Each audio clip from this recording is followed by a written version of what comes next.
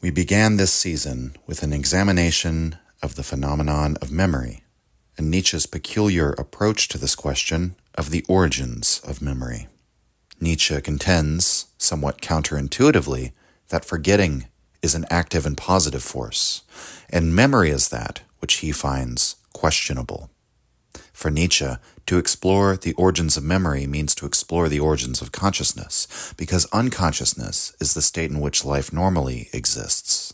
We find the possibility of duration, and thus of a self, within a continuity of sense impressions. Sentience, conscious self-reflection.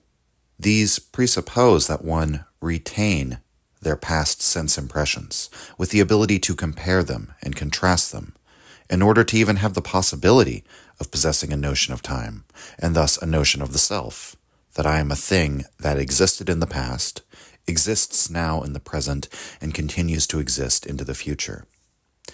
Deleuze begins the second section of part 4 of his book on Nietzsche by bringing Sigmund Freud into the picture, and Freud's topological theory of the human psyche.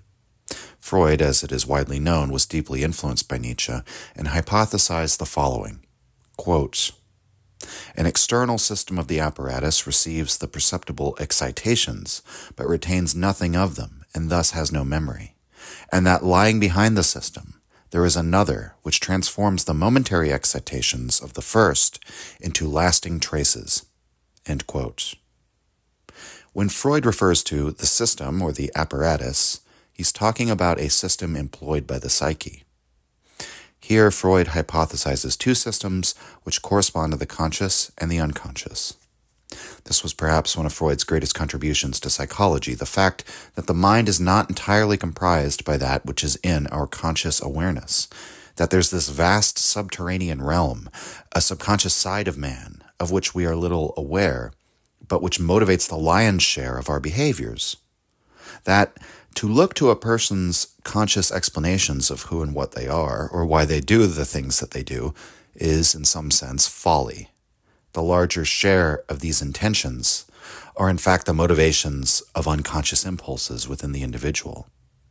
These unconscious instincts are, by Freud's account, shaped and molded by childhood, affected by traumatic experiences, and, in so many words, an inheritance of our nature and nurture. The unconscious had not yet been recognized because our conscious rational system tries to ignore it. The unconscious self represents an affront to human dignity in the minds of many, because it undermines the supremacy of our ego consciousness, which means undermining the power of human reason. In fact, Freud argues, quote, "Our memories are by nature unconscious," end quote. And further, quote, "Consciousness is born at the point where the mnemonic trace stops," end quote. Such insights of Freud's may seem to contradict Nietzsche's account of things, that to be a conscious being is to be a historical being, a being with memory. How could this be if our memories are actually stored in the unconsciousness? How can Freud possibly assert that consciousness starts where our remembering stops? This is, in fact, not a contradiction with Nietzsche's view. If we recall Nietzsche's assertion that there is no present at all without forgetfulness. The person who is unable to forget anything, unable to, quote, "have done with anything," would be unable to truly live in the present, to truly experience the present moment. That moment would always be overwhelmed by a vast catalog of past sense experience, which will always be far greater in sum than the singular experience of the present. And thus Deleuze argues that this is the role where forgetfulness enters. This is precisely why it is an active and positive force. Quote, "Nietzsche distinguishes two systems within the reactive apparatus, the conscious and the unconscious. The reactive unconscious is defined by mnemonic traces, by lasting imprints. It is a digestive, vegetative, and ruminative system, which expresses, quote, "the purely passive impossibility of escaping from the impression once it is received," end quote. Of course, even in this endless digestion, reactive forces have a job to do, attaching themselves to the indelible imprint, investing the trace. But the inadequacy of this first kind of reactive force is obvious. Adaptation would never be possible if the reactive apparatus did not have another system of forces at its disposal. Another system is necessary, a system in which reaction is not a reaction to traces, but becomes a reaction to the present excitation, or to the direct image of the object. The second kind of reactive forces is inseparable from consciousness, that constantly renewed skin surrounding an ever-fresh receptivity, a milieu where there is, quote, always room for new things, end quote. It will be remembered that Nietzsche wished to remind consciousness of its need for modesty.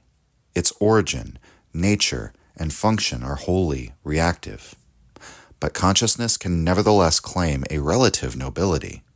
The second kind of reactive forces show us in what form and under what conditions reaction can be acted. When reactive forces take conscious excitation as their object, then the corresponding reaction is itself acted. End quote. So there are several key takeaways from this passage. First, unconsciousness, and the way that we talk about unconscious drives or impulses in the work of Nietzsche, is distinct from the reactive unconscious, as Deleuze names it here. And this may seem a bit complicated, but Deleuze helps untangle this in a footnote. Quote, it will be noted that there are several kinds of unconscious in Nietzsche, end quote. And then he goes on to say, of the unconscious drives more generally, quote, his unconscious must not be confused with that of reactive forces, end quote. So we have to make a distinction. There is that which is not conscious, as in not consciously decided, so hunger, thirst, the sexual impulse, fight or flight impulse, etc., because these are physiological in origin. But then there is that which is not conscious because it is a retained trace of a past sense impression. A past experience that is then pushed below the surface of consciousness, but nevertheless retained by the mind. That is the reactive unconscious that Nietzsche discusses primarily in the second essay of the genealogy, which includes all that which the conscious awareness does not hold in its field of perception, but that the mind continues to digest, to ruminate on, to chew upon as the cow chews its cud. You might consider something like post-traumatic stress disorder as an example. It's not as if the source of trauma is always in the conscious awareness of the subject. Rather, the traces of the trauma remain unconscious, but from time to time motivate conscious decision-making, or from time to time even break into the conscious awareness. That's the sense in which Deleuze is talking about the unconscious here. Not the physiologically rooted impulses of the body, but the suppressed contents of the psyche. Another key takeaway is that, in this sense, both consciousness and unconsciousness are reactive. The unconscious in the sense that it is part of the system that's tasked with processing the excitations. The Freudian term used here for sense impressions is excitations. But this is not active. It's subordinate in the same way that the reactive consciousness is. This doesn't make both or either of these systems bad. To Deleuze, when reactivity is acted, the reactive system exists in this normal or healthy relationship with the active forces. When the reactive consciousness is allowed to solely concern itself with the perception of the moment, that reactivity is acted in the service of the organism. Deleuze explains a section earlier, this is at the beginning of part 4, I've abridged in a couple places, quote, in the normal or healthy state, the role of reactive forces is always to limit action. They divide, delay, or hinder it by means of another action whose effects we feel. But conversely, active forces produce a burst of creativity.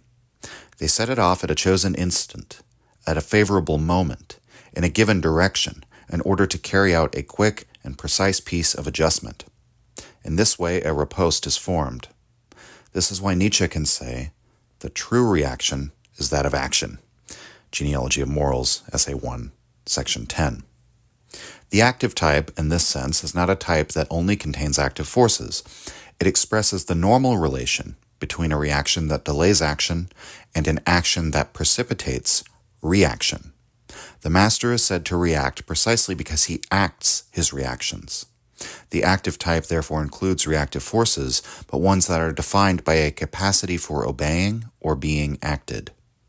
We can see, therefore, that a reaction alone cannot constitute ressentiment. Ressentiment designates a type in which reactive forces prevail over active forces, but they can only prevail in one way, by ceasing to be acted. Above all, we must not define ressentiment in terms of the strength of the reaction. If we ask what the man of ressentiment is, we must not forget this principle. He does not react.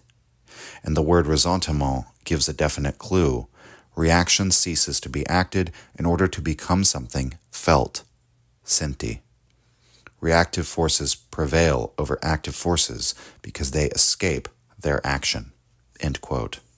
So we return to Nietzsche's conception of drives as operating based on command and obedience, or forces, as Deleuze puts it here, rather than drives. This argument appeals to something perhaps more universal than mere physiological drives, so I think that's why Deleuze uses the term forces. But in the case of the physiology, when it is operating as quote-unquote normal, a reactive force is obedient to the active. It serves a function which facilitates the active. Deleuze emphasizes that, quote, normal here does not mean frequent, but on the contrary, normative and rare, end quote. And that points to something incredibly important. Nietzsche aims for what he calls health, but this health is by no means the ordinary state of individuals as we perceive them around us. What is far more normal to perceive is somebody in which the reactive forces have triumphed. That's what we more often encounter. We more often encounter individuals ruled by ressentiment. And normally I simply render the term in English as resentment, since that is the meaning and it's perfectly adequate in English to use this term. But Deleuze brings up something important about the etymological parts of the word that are key to his interpretation of it here, especially when we look at the word in French. Ressentiment contains senti, to feel, and it is a key distinction that reactivity is something felt and not acted. Resentment or ressentiment is essentially a state, therefore, of inaction and a predominance of feeling, and those two things go hand in hand. Finally, as we went over last week, reactive forces triumph without becoming stronger. They triumph, in fact, by not acting in greater force, but by ceasing to be acted at all. They attack that which is active not by acting against it, but by making the active reactive. The reactive forces operate not like an army, but like a virus, turning active into reactive, rather than aggregating together to overcome the active. So to return to this model of the psyche that Deleuze sees in Nietzsche's writing, forgetfulness enters into the picture. We might recall what Nietzsche said about forgetfulness. It is in every sense an active and positive force, and Deleuze writes, quote, the two systems or the two kinds of reactive forces must still be separated. The traces must not invade consciousness. A specific active force must be given the job of supporting consciousness and renewing its freshness, fluidity, and mobile, agile chemistry at every moment. This active superconscious faculty is the faculty of forgetting. Psychology's mistake was to treat forgetfulness as a negative determination, not to discover its active and positive character. End quote. And further down, Deleuze continues, quote, this faculty is in a very special situation. Although it is an active force, it is delegated by activity to work with reactive forces. It serves as a guard or supervisor, preventing the two systems of the reactive apparatus from becoming confused. It comes from activity, but is abstracted from it. End quote. Deleuze goes on to say that forgetfulness in this guard or supervisory role, and remember, that's what Nietzsche calls forgetting, the watchman standing vigilant at the temple of human dignity. That's one of the metaphors that he uses. Forgetfulness has to draw its power from the reactive forces of the psyche. Forgetting is abstracted from the activity of the body. It is not a purely physiological drive that exists independently, or we might say exists in its peculiarity. Rather, it exists as the manifestation of activity within the consciousness, in a special situation, a dependent role. It is the force of the body's drive to activity, but it exists within the domain of consciousness, which is reactive. And so Nietzsche describes forgetting as key to action, since knowledge, in Nietzsche's words, kills action. Forgetfulness, however, is not opposed to consciousness, but the prerequisite of it, just as much as memory is, because it is like the culling blade that cuts down all those traces that could invade consciousness and make the present moment impossible. The present moment exists insofar as we are acting within the present excitations of consciousness. Forgetfulness draws upon the power of consciousness for fuel, which means it requires an essentially reactive apparatus to facilitate its activity. It is an active force dependent upon the energy of the reactive. And that's why Deleuze says the faculty of forgetting is in this special situation where it is most prone among all the physiological active drives of the body to flaws, failures, degeneration, disturbances. Skipping down again to finish out our reading from this same section, quote, "Let us suppose there is a lapse in the faculty of forgetting. It is as if the wax of consciousness were hardened. Excitation tends to get confused with its trace in the unconscious, and conversely, reaction to traces rises into consciousness and overruns it. Thus, at the same time as reaction to traces becomes perceptible, reaction ceases to be acted. The consequences of this are immense. No longer being able to act a reaction, active forces are deprived of the material conditions of their functioning. They no longer have the opportunity to do their job. They are separated from what they can do. We can thus finally see in what way reactive forces prevail over active forces. When the trace takes the place of the excitation in the reactive apparatus, reaction itself takes the place of action. Reaction prevails over action. Now, it is striking that when victory is won in this way, the real struggles are only between reactive forces. Even the functional decay of the faculty of forgetting derives from the fact that it no longer finds in one kind of reactive forces the energy necessary to repress the other kind and to renew consciousness. Everything takes place between reactive forces. Some prevent others from being acted, some destroy others. This is a strange subterranean struggle which takes place entirely inside the reactive apparatus, but which nevertheless has consequences for the whole of activity. Ressentiment is a reaction which simultaneously becomes perceptible and ceases to be acted, a formula which defines sickness in general. Nietzsche is not simply saying that ressentiment is a sickness, but rather that sickness as such is a form of ressentiment." End quote. I think one of the best examples we might use for explaining this in concrete terms is that one only becomes aware of, say, their internal organs when they cease to act in a healthy manner and begin acting in a deranged or unhealthy manner. The physiology commands, and the drive or faculty or force or organ or whatever we want to call it, some part of the body fails to obey the command. It doesn't act, but is felt. On the psychological level, this is the reality of ressentiment in a moral and historical sense. These aspects of a type are completely analogous and interchangeable to Deleuze, following from Nietzsche's typology, in which a type is something psychological, biological, historical, social, political, so on and so forth. Deleuze writes that, quote, "The man of ressentiment is characterized by the invasion of consciousness by mnemonic traces, the ascent of memory into consciousness itself." End quote. Deleuze clarifies, of course, consciousness may well be capable of constructing a memory that is acted, an active rather than reactive memory. And Deleuze makes a very interesting argument later on in this part of the book, that the kind of memory which is fostered by culture, which Nietzsche describes as having that sordid and bloody history, is actually not the memory of traces. That the tortures and executions that early civilizations used to expand the memory of mankind were intended not to cultivate a memory of the past, but a memory of the future.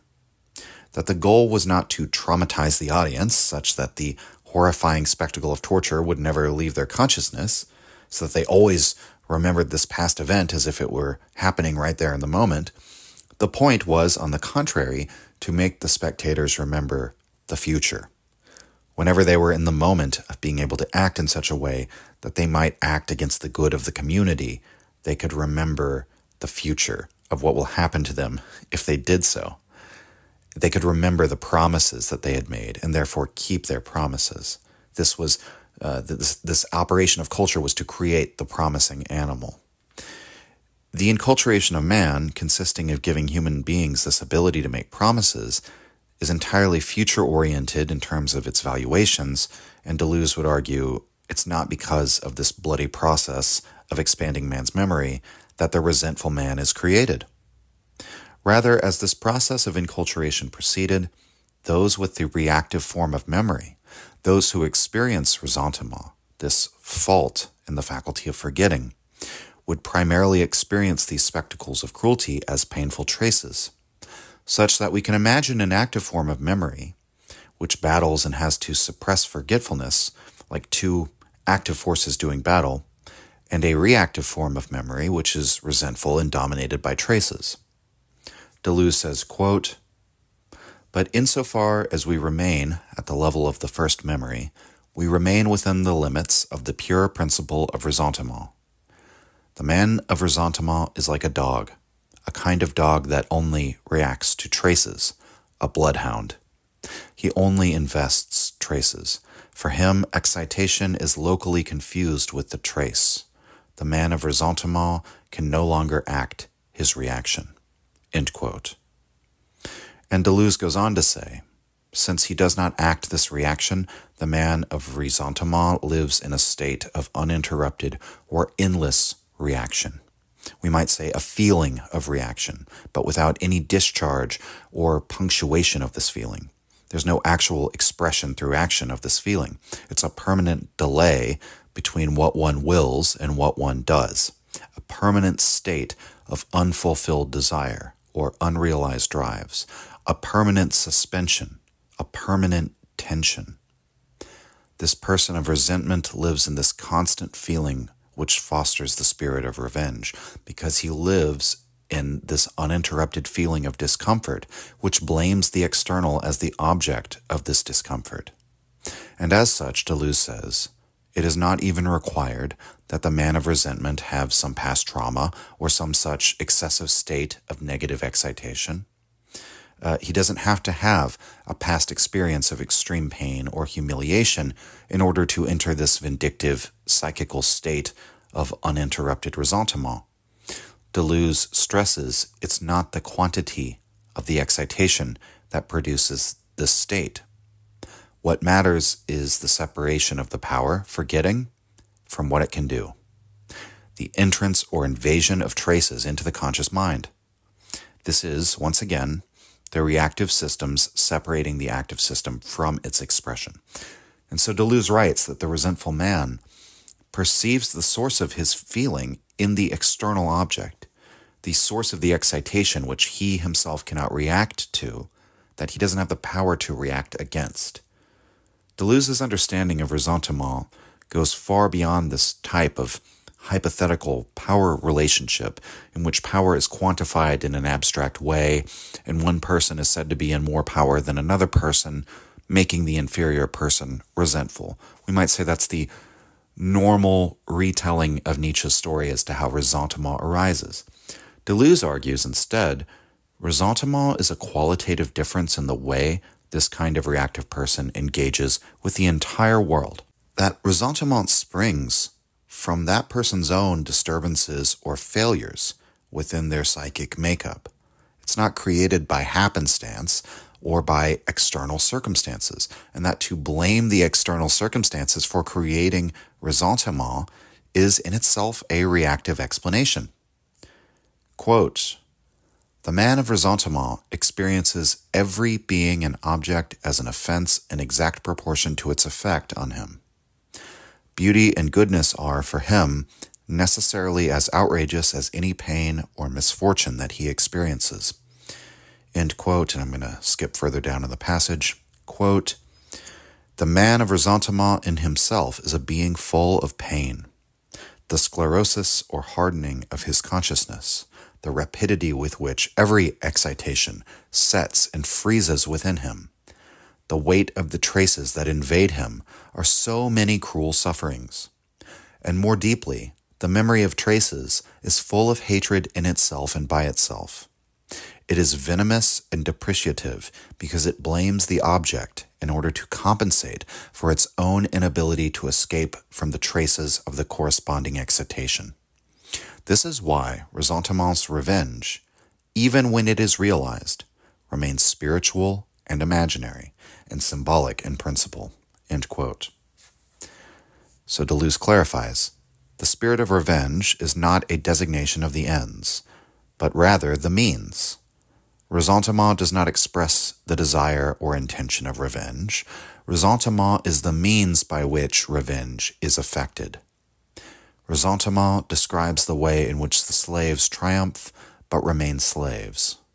Consciousness, remember, this was described earlier by Freud as this skin, which has become incredibly supple from all its excitations, and thus has acquired characteristics making it suitable for taking in excitations, for being affected. That's the view of the healthy consciousness, reactive as it is, but not something hardened and sclerotic. The skin in the healthy state is something shifting, living, dynamic. It's like a magma flow. We might imagine the magmatic surface of the earth before the surface had hardened and cooled. When the skin of consciousness becomes paralyzed by ressentiment, it is no longer in movement from moment to moment, willing to take in new excitations. It hardens, and as Deleuze says, it tends to freeze new excitations, new sense impressions, new effects, and hold on to them. The traces of past moments become hardened and permanent.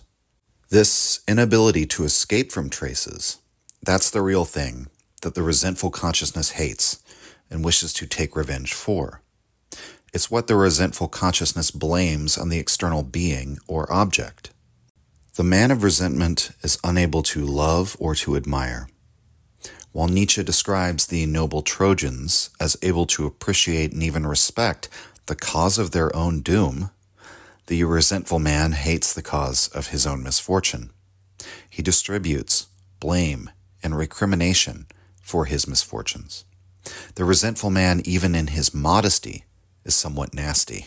Quote, "We must beware of those who condemn themselves before that which is good and beautiful, claiming not to understand, not to be worthy. Their modesty is frightening. What hatred of beauty is hidden beneath their declarations of inferiority." End quote. The person of ressentiment is also essentially passive. His definition of happiness, his entire conception of it, is rest, repose, final salvation, the Sabbath of Sabbaths. Their version of happiness, which we might call contentment, is characterized by a final and ultimate passivity. And the man of resentment is, above all, an accuser. Deleuze describes their state of being as a kind of endless accusation. Deleuze says, quote, "Considering it a right to profit from actions that he does not perform, the man of ressentiment breaks out in bitter reproaches as soon as his expectations are disappointed." End quote. The man of ressentiment does not know how to love. He doesn't really want to love, but he does want to be loved. This is, in effect, a desire to be cared for, quote, "to be fed, watered, caressed, and put to sleep," end quote. This is, for Deleuze, almost an archetypal description of the mindset of the reactive person, and therefore the resentful person. Deleuze goes on to give a description that follows from the first essay of Nietzsche's Genealogy of Morality, in which Nietzsche explains the self-directed or self-centered moral assessment of the master morality. Their form of valuation says, "I am good, and therefore whatever you are is no good." And no good does not indicate evil in the sense that we would talk about it today, but more like contemptible, worthless, something that can be dismissed. To the master, the good is primary, and what is good comes out of their own perspective in accord with their form of activity. The bad is an afterthought. It's not something to be contested with. So this is the master's syllogism in Deleuze's terms.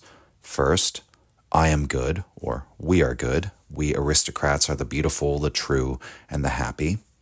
Then, as a second premise, as Nietzsche says in Genealogy of Morals, the noble spirit, quote, only looks for its antithesis in order to affirm itself with more joy, end quote. For the master, it's not essential to his premises to negate the slave. He simply produces a negation as a result of what Deleuze calls a double affirmation, the premises of both action and affirmation, and through these, an acknowledgement of the other, the undesirable, the antithesis, not as a worthy enemy to be combated, but simply as a means of contrast, in order to more clearly affirm what one is. For the slave morality, however, Deleuze says that the operative state of consciousness is in the form of a paralogism. A paralogism is like a syllogism, but unlike the syllogism is based upon a fallacy as its foundation. A paralogism is a false, deceptive, fictitious imitation of the syllogism. So the slave's paralogism is, you are evil, therefore I am good. The evaluating glance is reversed, and the outside is regarded as the primary concern. The accusation is the primary concern. We've talked about the bird of prey versus the little lamb example many times. This is the illustrative example Nietzsche uses in Genealogy of Morals. It's very important for understanding both his critique of freedom of the will and moral responsibility. But here, we see how this entire mode of evaluating of the way the little lamb regards the bird of prey is only comprehensible within this framework of the resentful consciousness. And Deleuze explains this beautifully in the following passage. Quote, let us suppose that we have a lamb who is a logician. The syllogism of the bleating lamb is formulated as follows. Birds of prey are evil. That is, the birds of prey are the evil ones. The evil ones are birds of prey. But I am the opposite of a bird of prey, therefore I am good. It is clear that in the minor premise the bird of prey is taken for what it is, a force which does not separate itself from its effects or its manifestations. But it is assumed in the major premise that the bird of prey is able to not manifest its force, that it can hold back from its effects and separate itself from what it can do. It is evil because it does not hold itself back. It is therefore assumed that one and the same force is effectively held back in the virtuous lamb, but given free rein in the evil bird of prey. Since the strong could prevent themselves from acting, the weak could act if they did not prevent themselves. Here we have the fiction of the paralogism of Ressentiment, the fiction of a force separated from what it can do. It is thanks to this fiction that reactive forces triumph. It is not sufficient for them to hold back from activity. They must also reverse the relation of forces. They must oppose themselves to active forces and represent themselves as superior. The process of accusation in Ressentiment fulfills this task. Reactive forces project an abstract and neutralized image of force. Such a force separated from its effects will be blameworthy if it acts, deserving, on the contrary, if it does not. Moreover, it is thought that more abstract force is needed to hold back than is needed to act. End quote. This is what Nietzsche is indeed talking about when he describes the ego consciousness as a sort of fictitious neutral substrate between the will and the ability to act. Freedom of the will exists between what one desires and what one actually does, as this neutral arbiter which can decide to act or not to act. And that is where we locate the self and say that we have the capacity to act morally or immorally. In this whole causal relationship, we have inevitably split the force that is one into two forces. We have said that the manifestation of the force, its effect, is separate from the cause, which is referred back to the quote-unquote force itself. Once again, this is like saying the lightning flashes, but in reality, the lightning is the flash. There's no lightning without flashing, just as there's no bird of prey without preying. The metaphor of the little lamb, as logician, is an analogy to the way that the resentful consciousness invents this fiction, a paralogism in which the bird of prey can choose. It becomes a cause which is cleaved away from the effect. And Deleuze really emphasizes in the sections that follow this, to say that this is fictional should not be understood lightly. This is not a sort of Jungian designation of something as fiction, and that a myth or a dream might not be the literal truth, but is nevertheless, it should be regarded with a kind of respect or awe, treated as though it reveals some symbolic or metaphorical truth. That's not the sense in which Deleuze invokes fiction here. Instead, he argues Nietzsche's assessment of this paralogism is that it's fictitious in the sense of being a lie. This is the mendaciously created world, as he calls it, of the resentful masses, a world of moral responsibility premised on this fallacious carving away of the cause from the effect. And look at the form that this separation takes. It's the reactive way of approaching the world and contesting within the world. You triumph by separating the force from what it can do. You triumph by accusation, by depreciation. You triumph by reversing the healthy relation of forces. This perspective is the way that we view the self, unfortunately. The ego consciousness, this arbitrary neutral substrate between the body and the actions it takes, that is a being separated from what it can do, and it's only within a kind of resentful perspective that we would view the self that way. And yet that is the quote-unquote normal way to view the self. That's what is in the modern intuition about the self. Deleuze writes, quote, Nietzsche constantly exposes the subject as a fiction or a grammatical function. All subjects, the Epicurean's atom, Descartes' substance, Kant's thing in itself, are the projection of little imaginary incubuses, end quote. That last turn of phrase, little imaginary incubuses, is from the genealogy as well. Deleuze insists the real triumph of Nietzsche's genealogy is not that he ties the ressentiment to the bad conscience, but rather that he makes a distinction between them. Ressentiment itself is not the full story. The full triumph of reactive forces is not realized until ressentiment progresses to the point of turning inward and becoming creative, when ressentiment gives rise to the bad conscience. As this is a creative act, it requires a kind of genius, and Nietzsche explicitly designates the priest, the ascetic, as the genius of ressentiment. He is the answer to the question as to how this reversal takes place, how this moral fiction is created. The raw material of ressentiment is used by the ascetic and given form by the ascetic, just as a master of the plastic arts works with marble or clay. Deleuze says of the priest, quote, It is he, the master of dialectics, who gives the slave the idea of the reactive syllogism. It is he who forges the negative premises.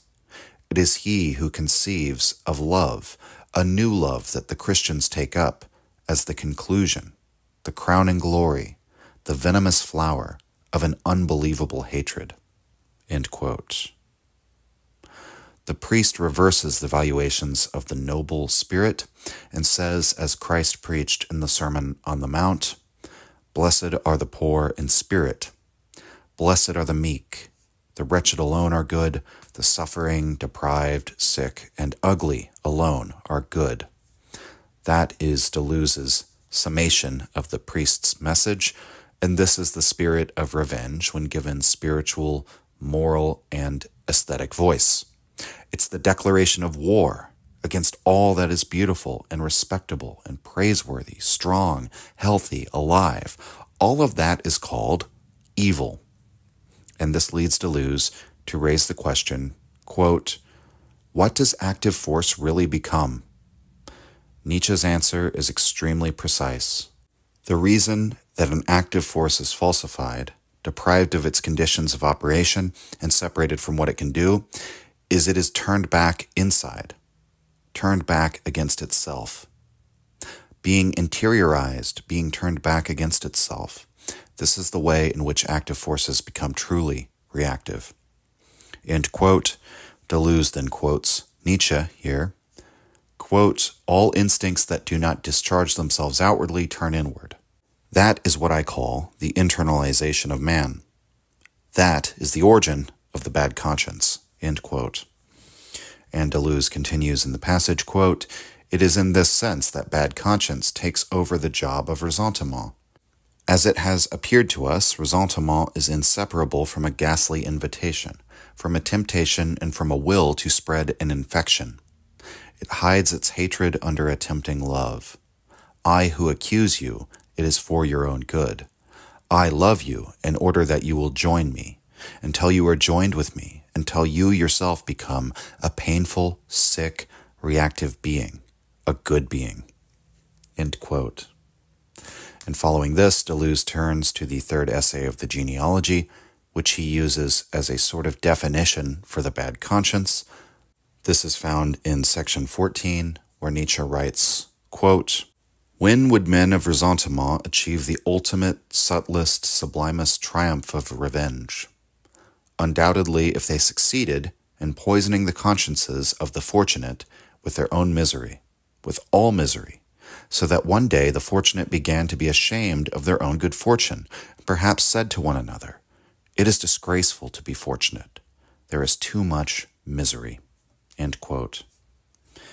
This is really the inner meaning of Nietzsche's critique of pity, and this is what is ultimately required for the complete reversal of the relation of forces, what we might call the emasculation of the active. The active is separated from what it can do by this fiction of the freedom of the will and of one's moral responsibility, and is now paralyzed by the thought of the suffering of the world, the weaponization of pity. But the active force doesn't simply vanish into thin air. The active force still remains. It simply can no longer express or manifest itself. Force separated from what it can do, but still driven by activity, interiorizes. It turns back in upon itself. This is what Nietzsche calls the diabolical workshop of the psyche. What the active forces now undertake in the individual driven by ressentiment is to multiply and increase pain within the individual. That is what we call the bad conscience, and it is the form given by the priest who reshapes ressentiment. The priest recognizes that the will requires a direction and takes it upon himself to guide that direction. He gives the active forces something to do. The ghastly temptation of this fully reactive way of being is that such a person divided against himself can make himself suffer, quote, "out of a joy in making suffer," end quote.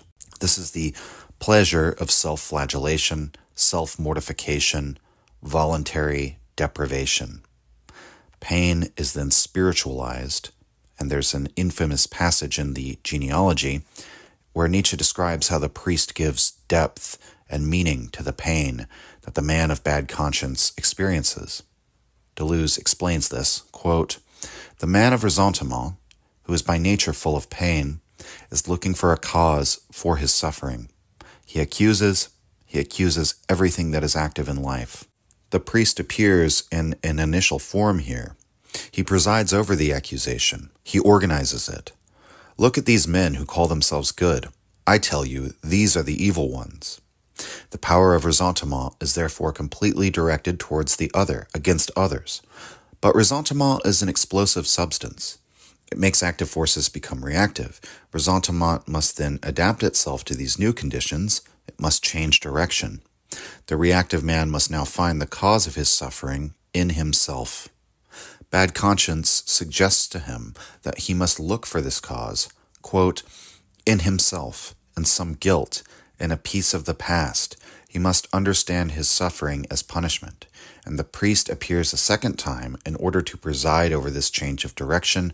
Quote, quite so, my sheep. Someone must be to blame for it. You alone are to blame for yourself. End quote. And Deleuze is quoting from the Genealogy of Morality again there.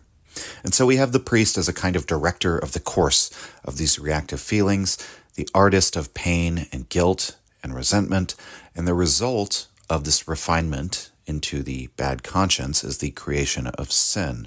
That's the term within the Christian lexicon for the specific historic form that the bad conscience takes in European history.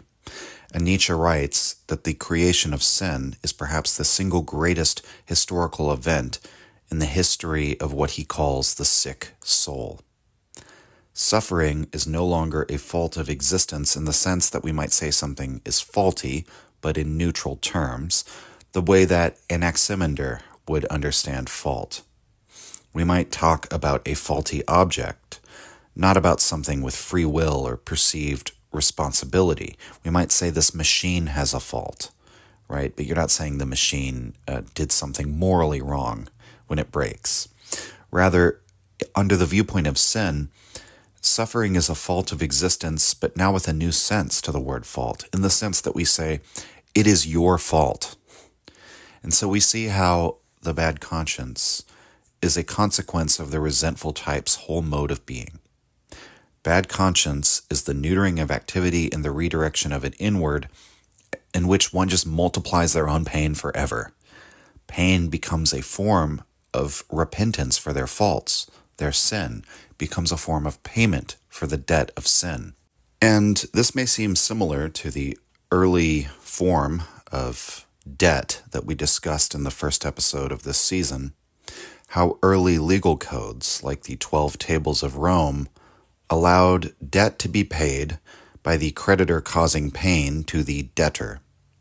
And yet, as Deleuze will go on to argue, the priest completely reevaluates debt. He gives it a new meaning, which takes it far beyond this type of function or understanding of debt. Deleuze says, quote, "It is no longer a matter of discharge from debt, but of a deepening of debt. It is no longer a matter of a suffering through which debt is paid, but of a suffering through which one is shackled to it, through which one becomes a debtor forever. Suffering now only pays the interest on the debt.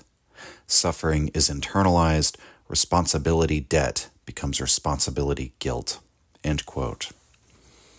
And the Christian story is the apotheosis of this entire form of moral evaluation. No man can ever settle the moral debt, the debt of moral responsibility that one owes to God. He is forever responsible and forever unable to pay off his debt. This requires, therefore, that God make payment to himself, as God is the only one who can settle the debt and redeem man from an irredeemable state, meaning that man is still forever indebted, forever must be thankful, grateful, worshipful, supplicated to the God who did this for him. Debt towards the divinity is always a kind of debt that one can never escape from, and this means that one must constantly experience the feeling of guilt.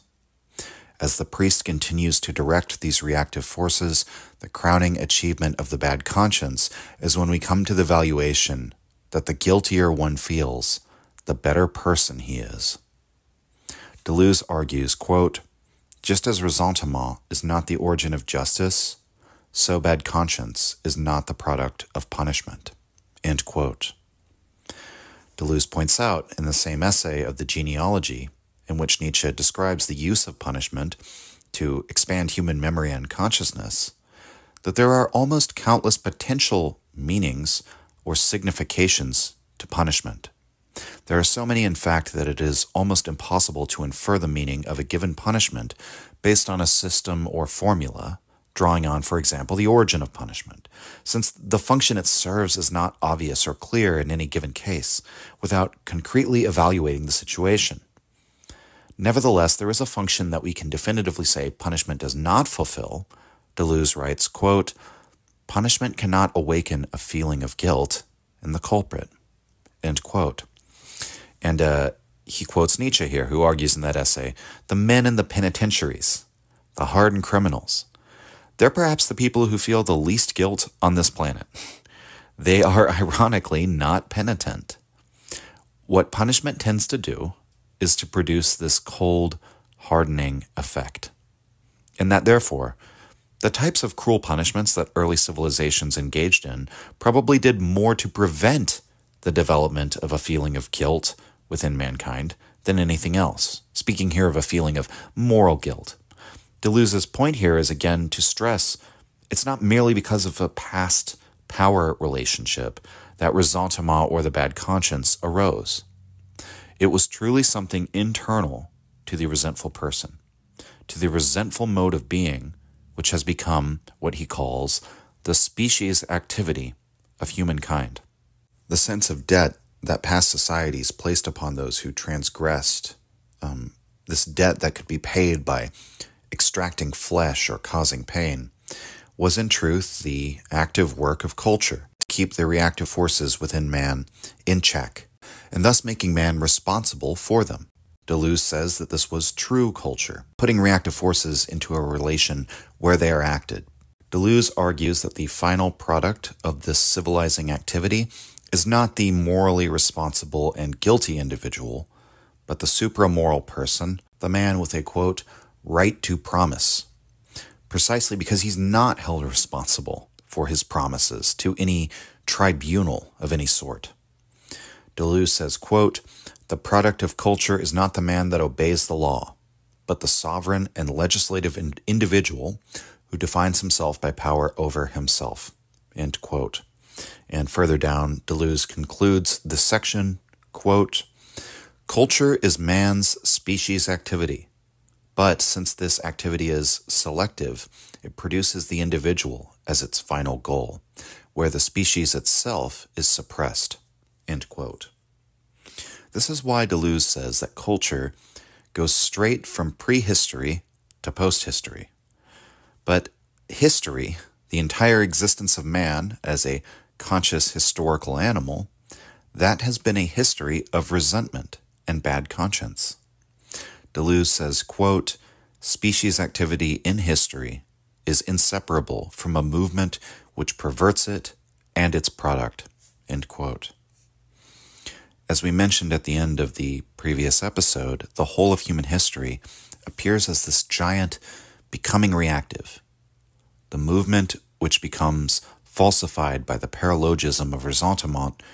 It doesn't produce this supermoral individual, but it moves toward what Nietzsche calls, quote, the sublime abortion, and, quote, the gregarious animal, docile, sickly, mediocre, the European of today, end quote.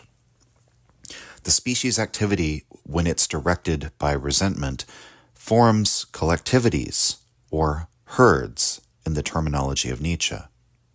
Deleuze describes these as, quote, societies which have no wish to perish and which cannot imagine anything superior to their own laws, end quote.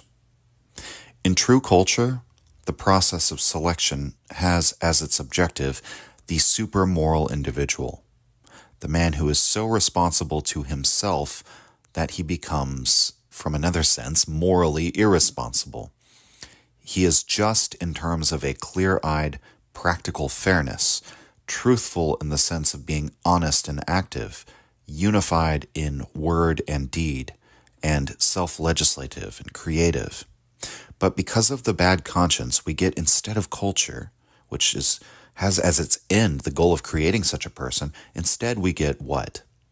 States, churches, races, peoples, classes, artificially created institutions and estates, social organizations, community associations.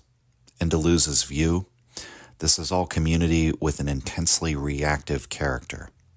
All of these herdish structures represent a desire to preserve oneself through identifying with the herd, and the herd is persistent throughout time. It posits these laws and principles above oneself that are given to the individual from the herd, and the individual can have some sort of illusion of immortality by, again, self-identifying with the herd that exists beyond any one individual.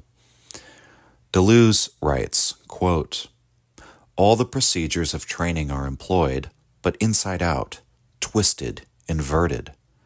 A morality, a church, a state are still enterprises of selection, of hierarchy.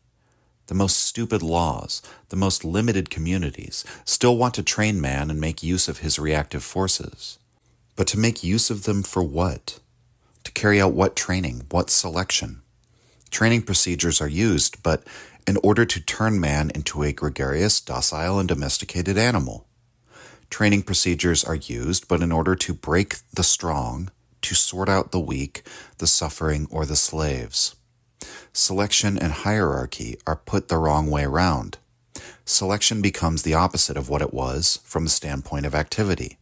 It is now only a means of preserving, organizing, and propagating the reactive life. History thus appears as the act by which reactive forces take possession of culture and divert its course in their favor.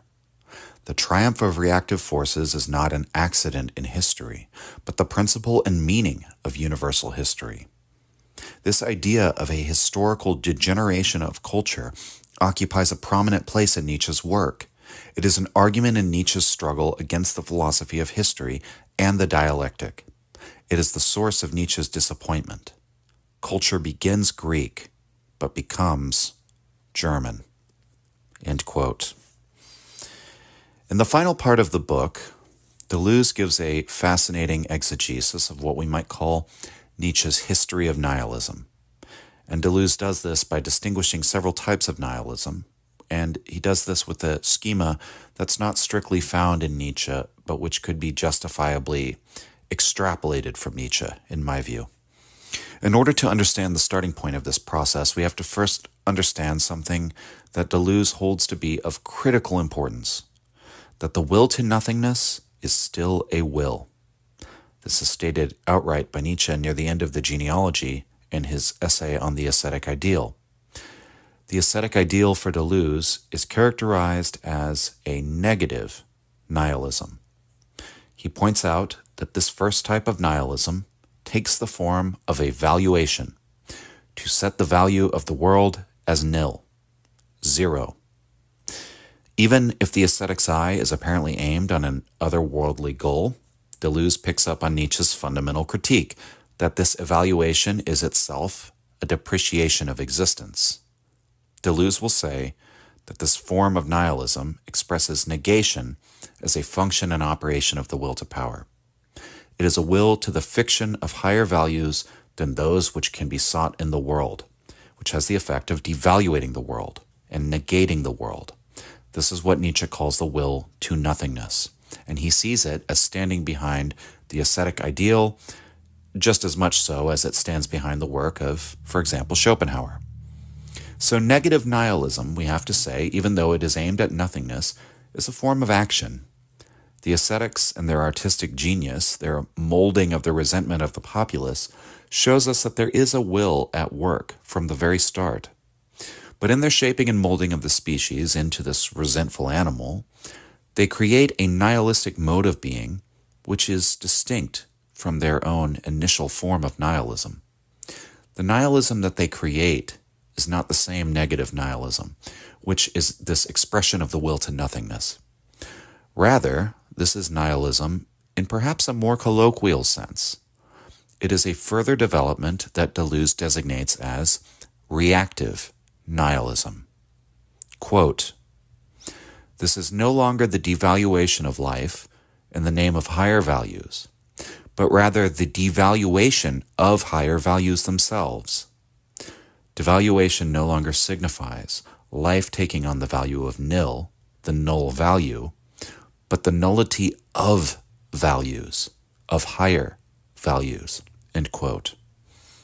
So this is the transition from the nihilism of Christianity to the nihilism of the death of God. This is a concept which, in my view, is scarcely understood in Nietzsche, that both Christianity and the death of God signify a kind of nihilism, and then further from that premise, that there is a distinction to be made between the two. The first sense of nihilism is a value that devalues what is. The second sense of nihilism is that values are devalued in themselves. And what we're seeing in this process, therefore, is this continual turning inward, a continual emasculation or neutering of activity by this process of the triumph of reactivity. Negative nihilism, which was, above all, still a will to something, even if that something is nothing, is replaced by a pessimism of weakness. And we may be familiar with Nietzsche's concept, the pessimism of weakness, in contrast to the pessimism of strength. The pessimism of weakness is what Deleuze associates with reactive nihilism. Deleuze says that it, quote, finds its principle in the reactive life completely solitary and naked, in reactive forces reduced to themselves, end quote. So one might wonder at this point what the nature of the relation between the will to nothingness and the reactive forces truly is. If the will to nothingness, the ascetic ideal of the priest, who's this kind of active genius, albeit active in a negative way, in a way that is destructive, if this will to nothingness is married with the reactive forces and cultivates and shapes the reactive forces, wouldn't this ultimately cause a kind of conflict? Well, yes, and Deleuze describes this in the following passage. Quote, the fundamental complicity of the will to nothingness and reactive forces is due to the fact that it is the will to nothingness that allows reactive forces to triumph. When, under the influence of the will to nothingness, universal life becomes unreal, life as particular life becomes reactive. Life becomes simultaneously unreal as a whole and reactive in particular. In its enterprise of denying life, the will to nothingness on the one hand merely tolerates reactive life, but on the other hand has need of it. It tolerates the reactive life as a state of life close to zero.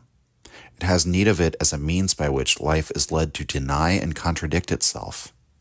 In this way, victorious reactive forces have a witness, or worse, a leader. But what happens is that the triumphant reactive forces are less and less tolerant of the leader and witness. They want to triumph alone. They no longer want to owe their triumph to anyone else. Perhaps they dread the obscure goal of its own that this will to power attains through their victory.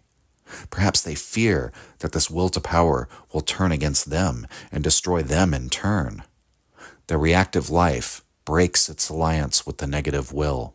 It wants to rule alone. It is better to have no will at all than this over-powerful, over-lively will.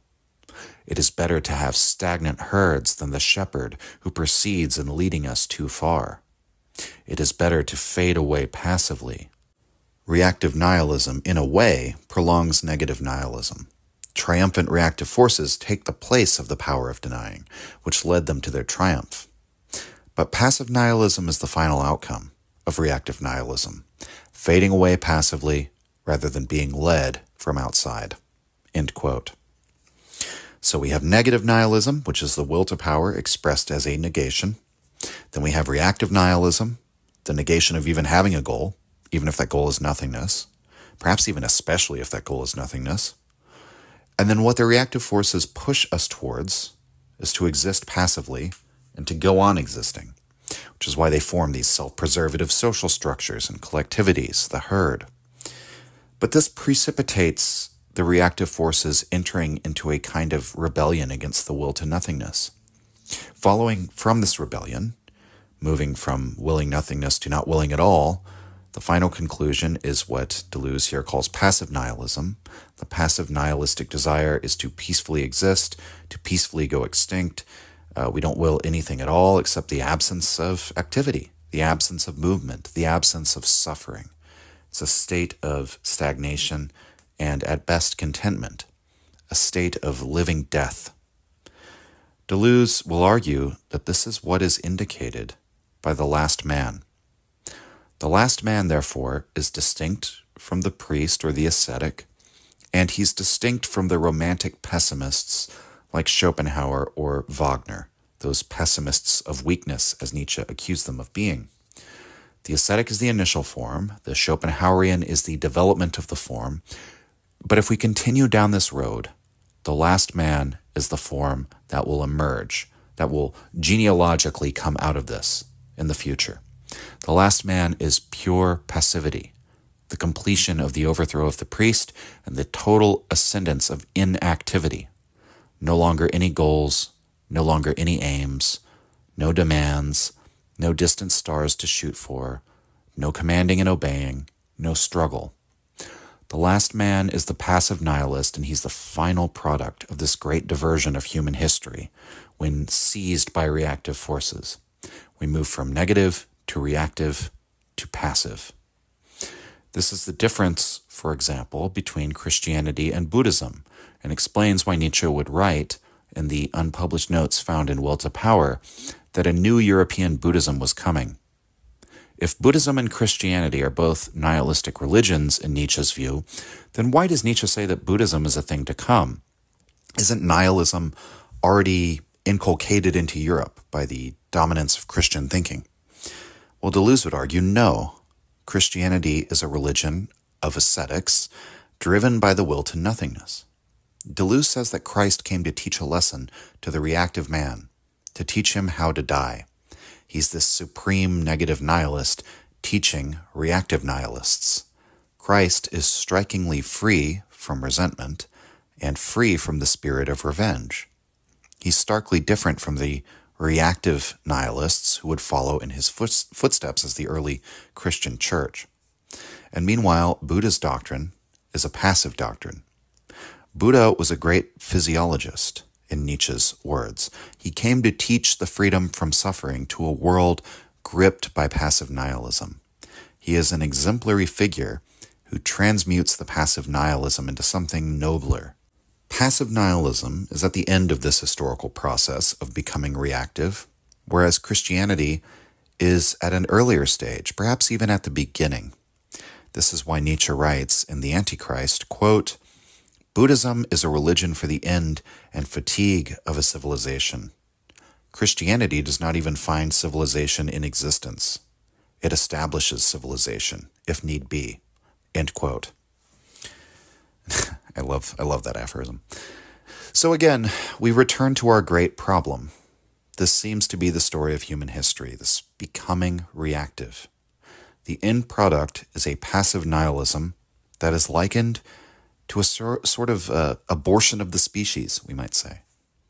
Complete sabotage of our species' activity, the eventual dead end of our existence. For Deleuze, this great tragedy is seen in the way that Zarathustra handles the so-called higher men. We might recall Nietzsche's numerous passages about the near certainty that any so-called great human being will probably not turn out well. He will end up botched or will fail in some way. Deleuze argues that, therefore, the higher men have these two aspects, but that this doesn't indicate two types of higher men, but rather that Nietzsche's higher man is both a representative of reactive forces and of the product of species activity. Deleuze writes, quote, "Zarathustra treats the higher man in two ways, sometimes as the enemy, who will consider any trap, any infamy, in order to divert Zarathustra from his path, and sometimes as a host, almost as a companion who is engaged in an enterprise close to that of Zarathustra himself." End quote. And then in the next section, Deleuze elaborates on this problem. Quote, "Ressentiment and bad conscience are constitutive of the humanity of man. Nihilism is the a priori concept of human history. This is why conquering nihilism, liberating thought from bad conscience and ressentiment, means the overcoming and destruction of even the best men. Nietzsche's critique is not directed against an accidental property of man, but against his very essence. It is in his essence that man is called the skin disease of the earth. Yet, on the other hand, Nietzsche speaks of the masters as a type of human being that the slave has merely conquered, diverted from its course, of the free and sovereign individual as the human product of this activity that the reactive man has only deformed. Zarathustra sometimes evokes his true men and announces that his reign is also the reign of men." End quote. So, again, Nietzsche restates for us this eternal problem, the recursion of weakness and the self-undermining of strength. In Deleuze's coinage, a man can oppose weakness, but not his own becoming weak. We can feel that we ought to oppose reactive forces, and yet the dominant type of the species is the man who becomes reactive. This is the reason for the repetition that we see throughout history of the slave revolt in morality, ever recurring, albeit in different forms. Deleuze argues, quote, "Each time that Nietzsche speaks of active men, he does so with the sadness of seeing the destiny to which they are predetermined as their essential becoming. The Greek world overthrown by the theoretical man, Rome overthrown by Judea, the Renaissance and the Reformation." End quote. It's here that Deleuze's all-important critique of Hegel comes into play once again, and he reiterates the point that he made about the dialectic that we discussed last time. The dialectic is reactive through and through, and the dialectical interpretation of history simply represents and yet misunderstands this becoming reactive of man. The unhappy consciousness that the dialectician attempts to reconcile is never reconciled. There does not exist a positive goal for our species' activity. Rather, it's an activity which is essentially abortive. It proceeds further and further into reactivity at every turn. Even our best specimens exist as failures. Quoting from Deleuze here, quote, "Reactive forces, for their part, were able to find the ally that had led them to victory. Nihilism, the negative, the power of denying, the will to nothingness, which forms a universal becoming reactive. Separated from a power of affirming, active forces can, on their side, do nothing except become reactive or turn against themselves. Their activity, their goal, and their product are abortive for all time. They lack a will which goes beyond them, a quality capable of manifesting and bearing their superiority. An activity which does not raise itself to the powers of affirming, an activity which trusts only in the labor of the negative, is destined to failure. In its very principle, it turns to its opposite." End quote. So this is why when Zarathustra says he's surveyed all of the highest human beings and the lowest, and found them all human, all too human. If human history is this great becoming reactive, then all of these attempts have always been defeated by this same reactivity. That is the only thing that we know. And the core question then, that I think should come to everyone's mind at this point, is how do reactive forces become active? Is there any way to transform a species which is reactive, resentful, dominated by bad conscience, slipping into this passive nihilism, which is a living death? Is there any way to transform that into a species which is active? Can that passivity be flipped? Can it be reversed once again? The answer for Deleuze can be found mostly in Nietzsche's notes, where he discusses active versus passive nihilism.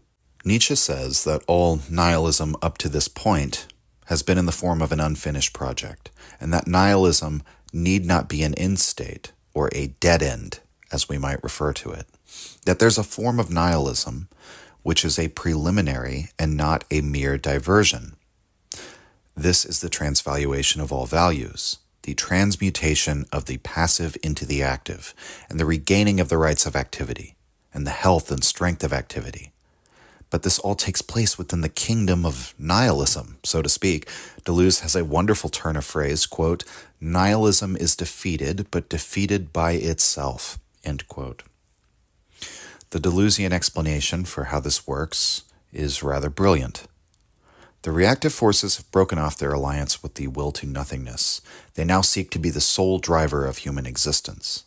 But consequently, the will to nothingness has broken off its alliance with the reactive forces. The one possessed of this will is in fact nothing like the passive herd animal represented by the last man. He will instead engage in an active form of self-destruction. He will turn this will to nothingness with this terrible power of negation against all that is human in him. Human in the sense of the becoming reactive, which is characteristic of our entire species' activity within history. One such as Nietzsche, somebody capable of this true, biting critique, can turn such a will to negation against the power of the reactive forces themselves.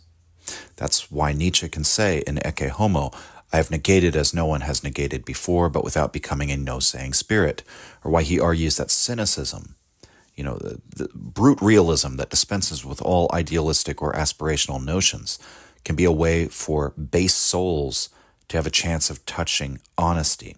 The kind of reactive people that we have all become can have a chance at grasping or glimpsing the truth, and that this can be a path to this act of nihilism.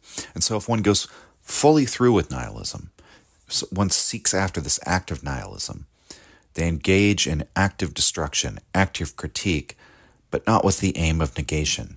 It's a transmutation of this destruction into a form of affirmation. Quote, destruction becomes active to the extent that the negative is transmuted and converted into affirmative power, the eternal joy of becoming, which is avowed in an instant, the joy of annihilation, the affirmation of annihilation and destruction. This is the decisive point of Dionysian philosophy, the point at which negation expresses an affirmation of life, destroys reactive forces, and restores the rights of activity. The negative becomes the thunderbolt and lightning of a power of affirming. End quote. So this is the sense in which Zarathustra asks us to go under, make ourselves not into overmen, but the forerunners and ancestors of the overman, to be willing to perish in the name of our goal, to create beyond ourselves without a care for preserving ourselves. This is, in Deleuze's interpretation, the reason behind these entreaties in Nietzsche to live dangerously, to build our temples on the slopes of Vesuvius. Quote, in the man who wants to perish, the man who wants to be overcome, negation changes senses. It becomes a power of affirming, a preliminary condition of the development of the affirmative. End quote. All of the values that mankind has hitherto held to be the highest become, now in the aftermath of this great transmutation of value, worthless. We chime our hammers against them and hear hollow tones, recognizing these values as mere idols. We recognize that every precious value was once an act of will. Every one of them represented the thought, I will. It was the reactive man that responded to that I will by treating it as a thou shalt and slavishly bowing before it. One who affirms themselves as sovereign, the one with the right to determine values, inevitably destroys those existing thou shalts. Finally, quote, affirmation constitutes becoming active as the universal becoming of forces. Reactive forces are denied, all forces become active. End quote. For Deleuze, importantly, this is the significance of the overman and the promise, the faith in the overman that guides Zarathustra and modifies his understanding of the eternal recurrence, such that it can be seen as a blessing and not a curse. And Deleuze's reading of Nietzsche, only difference is what returns, which is to say, only that which becomes active is capable of returning. All which becomes reactive proceeds down this spiral of nihilism and eventually negates itself right out of existence. Even in this negation, the species activity is ultimately realized. The weak aspect, the aspect of the species in which the healthy relation of forces is reversed, the botched or the nihilistic aspect, we might call it, is selected out within these cycles of nature.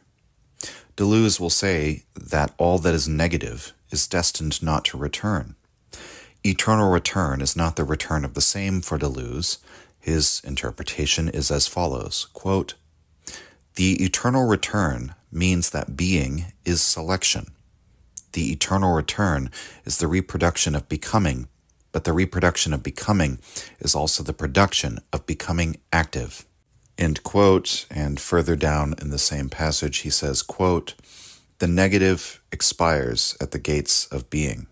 End quote. The overman is the prospect of man becoming active within this going under. His recognition of the imminence of becoming and the reactive fiction that is being. He takes hold of the will to nothingness, now separated from the reactive forces, and marries it to active forces. He says, may I go under so that a more joyful, active, happy form of life may come into being. I will use the negative power to destroy all that which is inimical to that new form of life coming into being. And this is a good thing, because being is good. Life is good. Life is that which justifies suffering, rather than life needing to be justified because of suffering. This is what it means to use the negative to affirm, to sear through the numbness of passivity into the affirmation of life. Deleuze contrasts this kind of affirmation to the metaphor of the ass, the donkey, which Nietzsche uses from time to time, often in Thus Spoke Zarathustra. What sound does the donkey make? The donkey says, "Yee-aw." It's the animal that dumbly says, "Yea, yes." It affirms because it's incapable of denying. This is not what the affirmation of Nietzsche looks like, and this is why he ridicules it.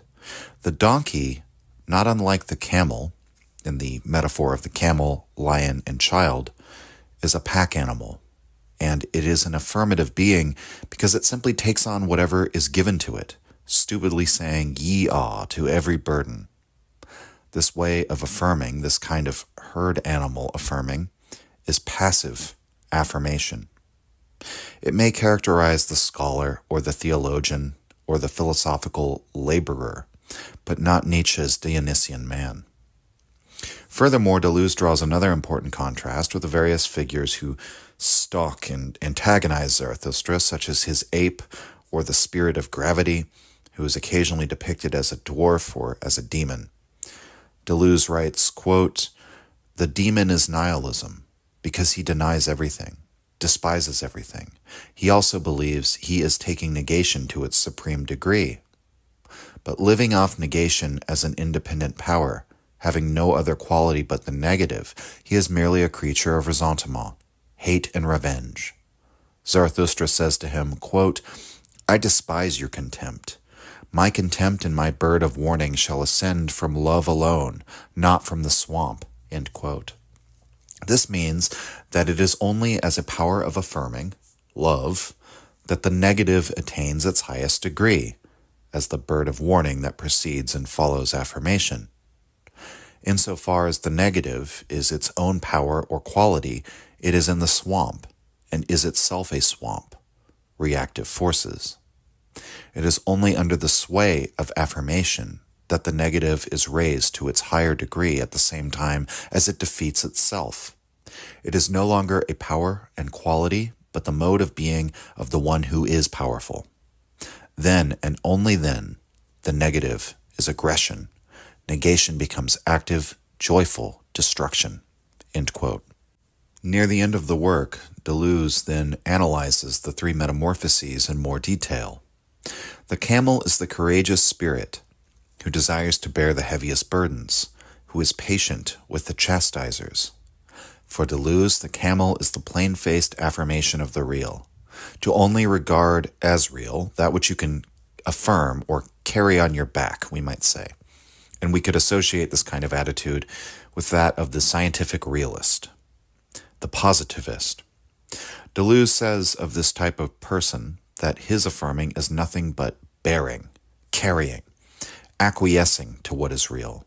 But, quote, "The idea of the real in itself is an ass's idea," end quote. This is the real in the sense of the Christian, or the Platonist, the real as found in the form of substance or thing in itself, or for that matter in the material world. Deleuze also associates this attitude with that of the modern freethinker, so-called. Like the Christian, he seems to wish to possess certainty in his interpretation of the forces that control the world. By creating equations and so-called laws, we imagine that these forces that control the world belong to us, that we can carry them off on our backs. Most of them end up recapitulating to the existence of the state or the doctrines of the church or to the common sense morality. Quote, "He accepts himself in accepting the real. He accepts the real as accepting himself. With this frightening sense of responsibility, the whole of morality returns at a gallop." End quote. Deleuze then brings up a wonderful passage from Zarathustra here from the chapter on the land of culture. Quote, "For thus you speak, We are complete realists and without belief or superstition. Thus you thump your chests, alas, without even having chests. But how should you be able to believe, you motley spotted men, you who are paintings of all that has ever been believed? Unworthy of belief, that is what I call you, you realists. End quote. Deleuze then gives an exegesis of this passage a little further in the section where he says, quote, "In this critique of affirmation, as acceptance of responsibility, Nietzsche is not thinking simply nor distantly of Stoic conceptions. His enemy is closer to hand. Nietzsche is engaged in a critique of all conceptions of affirmation which see it as a simple function, a function of being, or of what is. Philosophy since Hegel appears as a bizarre mixture of ontology and anthropology, metaphysics and humanism, theology and atheism, theology of bad conscience and atheism of ressentiment. For insofar as affirmation is presented as a function of being, man himself appears as the functionary of affirmation." End quote. This functionary role of man, this functionary role of affirmation, Deleuze argues, is the key difference. This is affirmation as a means rather than an ends. Affirmation in the dialectical sense only emerges from two negations, from the negation of both the self and other, or in the sense of Hegel's master and slave dialectic, the negation of both the master sense of self and the slave sense of self, and a double negation thereby creates an affirmation in the dialectic. They recognize some new sense of the self, which is only emerges from the negation of both the pre-existing ones. And that's why Deleuze often uses the phrase double affirmation, because that's the antithesis of Hegel, pun intended. For Deleuze, Hegelian being is essentially nihilistic because it might as well be nothingness. Being is only affirmed insofar as a thing passes into its own opposite, whatever that might mean. Hegelian being is being as it exists in thought, in abstract conception, and concerns itself with how to articulate the ground of being as a product of the negative. It is, in fact, this very enemy, Hegel, that Deleuze says Nietzsche critiques and attacks, and thus we find, once again, the significance of the lion. The lion is the negative, harnessed by one who is not Hegelian, but on the path to becoming active.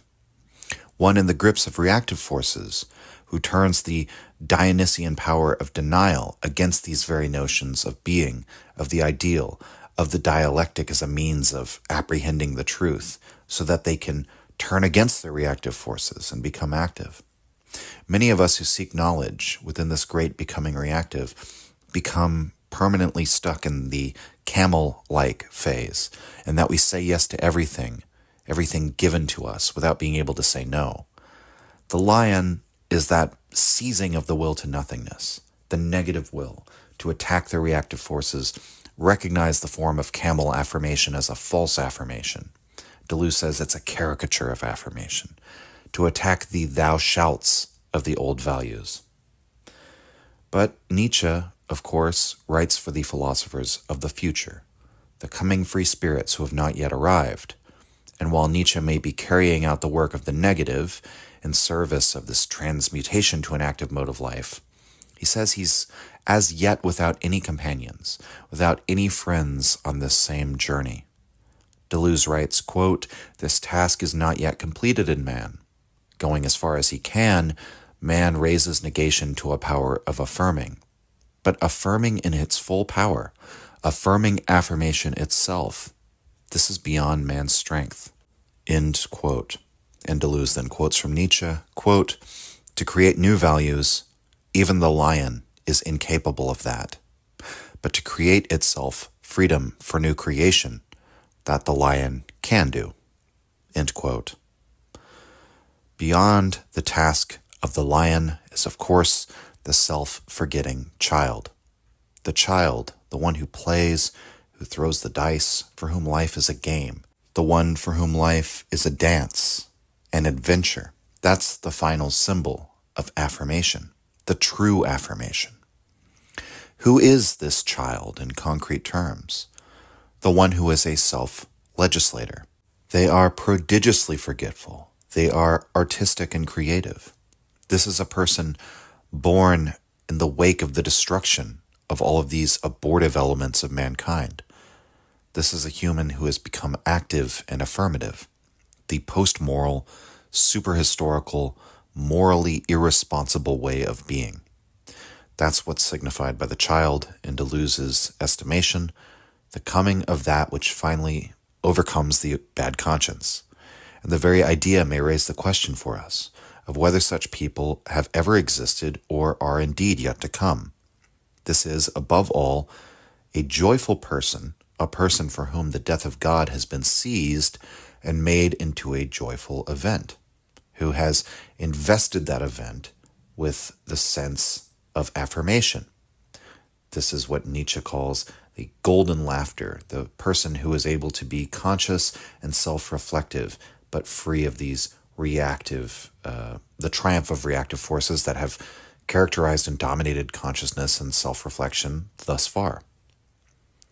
Nietzsche's great accomplishment in philosophy, as Deleuze formulates it near the end of the text, is as follows, quote, Nietzsche exposes all the mystifications which disfigure philosophy, the apparatus of the bad conscience, the false marvels of the negative, which turn multiplicity, becoming, chance, and difference itself into so many misfortunes of consciousness itself, and turn misfortunes of consciousness into so many moments of formation, reflection, or development. Nietzsche's practical teaching is that difference is happy, that multiplicity, becoming, and chance are adequate objects of joy by themselves, and that only joy returns. Multiplicity, becoming, and chance are the properly philosophical joy in which unity rejoices in itself and also in being and necessity. Nietzsche exposes ressentiment, bad conscience, and the power of the negative, which serves as their principle. The untimeliness of a philosophy which has liberation as its object. There is no unhappy consciousness which is not also man's enslavement, a trap for the will, and an opportunity for all basenesses of thought. End quote. And there you have it, Nietzsche as read by Deleuze. I'm planning an episode in which I'll discuss with one of my friends some of the ways in which I might disagree with or critique Deleuze, but nevertheless I find his reading of Nietzsche both confirms but also complements my own in many ways, and I find him commensurate with the spirit of Nietzsche. While his style of writing is a bit too French for my tastes, I think you can detect that same vigor, that same zeal that's of a kind with Nietzsche in the voice of Deleuze on the page. And Deleuze clearly also has that wish to turn the search for knowledge into a quest, a danger, an adventure, an enterprise in which one, chances everything, a game in which one throws the dice. And perhaps most usefully, I think Deleuze does something utterly blasphemous and heretical for us Nietzscheans. He puts Nietzsche into a workable, comprehensible system. Some Deleuzians might disagree with my characterization of this, but I would simply point out that Deleuze's project regarding Nietzsche is essentially to introduce a whole new set of distinctions and categories, a new set of terms for understanding Nietzsche's ideas, to give us a lexicon and arrange it into a comprehensive structure. And while it might be very easy to say, well, didn't Nietzsche mistrust all systematizers? I think it's easy to understate how helpful these categories can be. And I think I have learned a great deal from Deleuze. So, at the conclusion here, let me know in the comments, if and when I cover Deleuze again, which of his works do you think I should talk about? Hopefully next time we'll be able to cover something in Deleuze that is not solely just an interpretation of Nietzsche, but it'll probably come next season. Next time on the Nietzsche podcast, we're going to remain in France, but travel back in time a few hundred years. We're returning to the Renaissance, where we're going to consider the work of one of Nietzsche's favorite writers, Michel de Montaigne, the first essayist. Join me then for a look into the mind of this supreme skeptic and forerunner of the Enlightenment. See you next time, everyone. Signing off. If you enjoyed the Nietzsche podcast or found it helpful, you can visit us and support the show at patreon.com/untimelyreflections. The link is in the description. Or just share the show with any of your friends that you think might enjoy it or on social media. Thank you for your support.